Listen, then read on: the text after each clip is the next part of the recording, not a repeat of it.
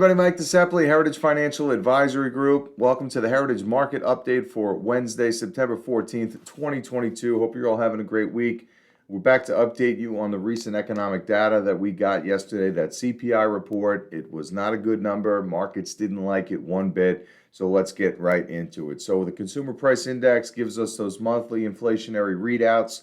This is the Fed's favorite gauge on inflation. And even though we tend to think it is a lagging indicator, the rate of change is very slow and takes time to adjust. Nonetheless, this is what the Fed looks at. So let's just back up for a second. Let's set the stage. Last month, we finally saw some slight positive news with the CPI where it did not increase month over month. It came in line with expectations. It showed no increase from the month of July into the month of August. And many market participants, us included, were looking to that as a potential positive sign. If we could build on that report and get another month that was in line or below expectations, that would be a good sign for the market. When you look at energy prices over the last 60 days, they have come down a lot. Energy is a big component of CPI. So this set the stage for everybody in the market expecting that September's report, which shows the data for August, was going to come in favorably. And unfortunately, that is not the result that the market got. We saw that inflation rose 0.1% on a month-over-month basis, which puts it up another, let's call it 1.3% annualized over the rate that we saw 2 months ago. So markets absolutely hated it, as you would expect, and we saw a big sell-off yesterday. Now, why so much selling on the back of an economic report essentially missing the mark by 0.1%? And the reason for that, folks, is there was a lot of talk about the Federal Reserve potentially coming towards the end of their interest rate hiking cycle. Now, the big fear about the Fed and any interest rate cycle is that they will overdo it, right? Whether it's cutting rates, they will keep them low for too long. When it's hiking rates, they will do so, far too quickly, and they will hurt the economy. So as inflation looked like it was moderating, many market participants said, hey, you know what, maybe the Fed's close to done here. Now, we still think that they're close to done, but the big what if is, does the Fed make a policy mistake before they end this rate hiking cycle? And the later into the innings that we go here, the more likely that that is going to happen. So now CPI comes out yesterday. It shows an increase month over month, year over year. So it reaffirms the fact that the Fed is going to continue on this path. They're certainly going to hike rates next week at their meeting for September, 75 to 100 basis points, and it all but guarantees that there'll be another rate hike following at the meeting thereafter. So this makes the market, in our view, a little bit vulnerable, right? Because we're in the month of September, which tends to be the worst month on record for markets. Volatility is very high. Liquidity in the market is a little low right now because a lot of people naturally are a little uneasy about this market. And you've seen that, if you look at the posturing in our portfolio strategy, some of the changes that we've been making over the last couple of weeks was preparing for the possibility that CPI may not be great and markets may be heading lower in the near term. So you're going to see some changes in our strategy, and we've already made some. You'll continue to see some elevated cash levels and a little bit more of a focus on commodities and energy, because two things can be true at the same time, folks.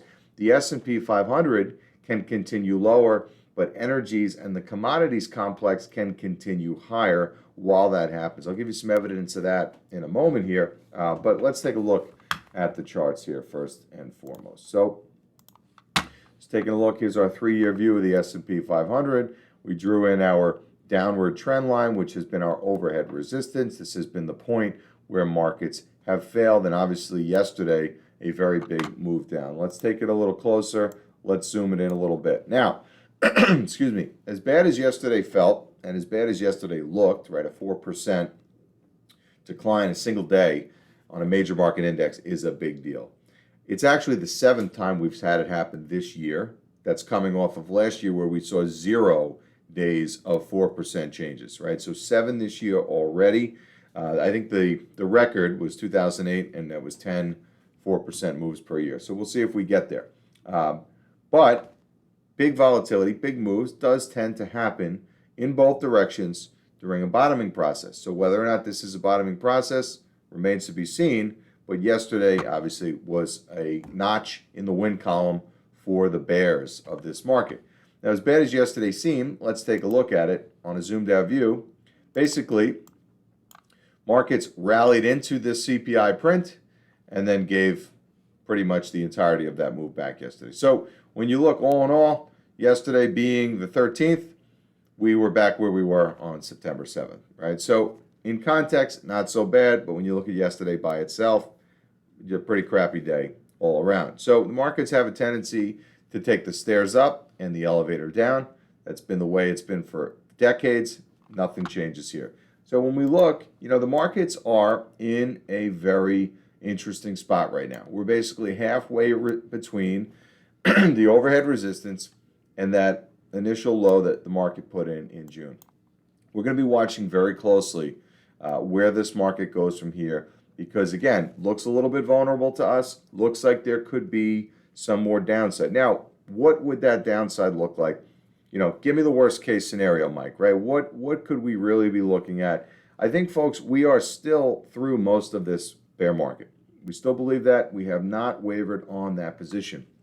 We think if the market takes another leg lower, that obviously will coincide with volatility in a midterm election year and the unease that markets have as we go into midterm election cycles, or really any election cycle. So, we could see a scenario if the market breaks down lower where we see the indexes move down towards the latter part of the year and find a bottom somewhere at the end of 22 to the early 2023. So based on that, folks, we are within a couple months, if not a couple weeks, but definitely within a couple months of the market making a bottom. And what that will look like is you'll see that individual stocks, many of which we believe already have bottomed, the ones that haven't will go ahead and make their bottoms as well. And then we'll start to see that Fed policy shift taking place because by that point, the economy would have weakened to a point that the Fed will know they have to do something. But Mike, if the economy is going to weaken, why should we continue to be optimistic about the market putting in a bottom? Because, folks, the market is 6 to 9 months ahead of the actual economy. I think the market is pricing in a recession now and has been for the last year. That's obviously why stocks have been such a tough hold. But eventually they will see ahead that the Fed pivot is coming, that the policy rate of change will start to slow, and eventually policy rates will be cut, and markets will get back to the business of rising again. But again, two things can be true at the same time. We can have equity markets declining, but we can also have commodity markets rising. So you'll see in our strategy, we've taken some new positions, in oil and gas, particularly in natural gas, because there is certainly a natural gas crisis brewing in Europe. The prices continue to rise. There is a lack of supply, and there is major constraints on that supply. So even you take a day like yesterday where natural gas and oil held up pretty well in a really bad down market on a down day. And then you got a day like today where markets are pretty flat on the day and we're seeing oil and natural gas up, 2, 3, 4%, depending on which futures contracts you're looking at. So again, there are multiple ways to play this. We want to be protective. We want to have increased levels of cash. We trimmed back on some of the high beta stuff that ran hard from the May low through the recent August high, right? Any of those stocks that were up 50, 60, 80% or more in that period of time, take some money off the table there. Patience is key. We will get through this. We want to be as much intact in terms of our cash position as possible when this runs its course, and we think it certainly will, and those will be major buying opportunities at that time. So again, in the current environment right now, markets are kind of in between a rock and a hard place. They're halfway between the lows and the highs.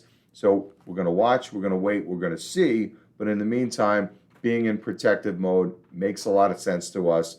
We want to make sure that if the market does have another leg down, that we're not taking the plunge with it. So we think our energy positions will do a good job acting as a hedge. And of course, cash is always a great hedge in down and volatile markets. So if you have any questions, reach out to us, folks. Always here to talk to you about the things that are on your mind. We know what's on everybody's mind, right? It's been a very tough market.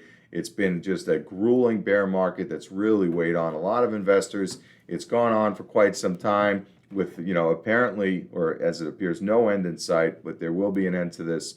Better days will prevail. So again, just to reiterate our current portfolio position, we believe right now it is the time to be very careful. We want to raise cash. We want to continue to put on hedges like commodities and energy because they can break away from the market and diverge from some of the market activity. So if you have any questions about anything we discuss here today or anything going on in our portfolio strategy, please feel free to reach out to us. We're always here to talk to you about anything that's on your mind. Have a great day. Have a great rest of the week, and we'll see you back for our next Heritage Market Update. Take care.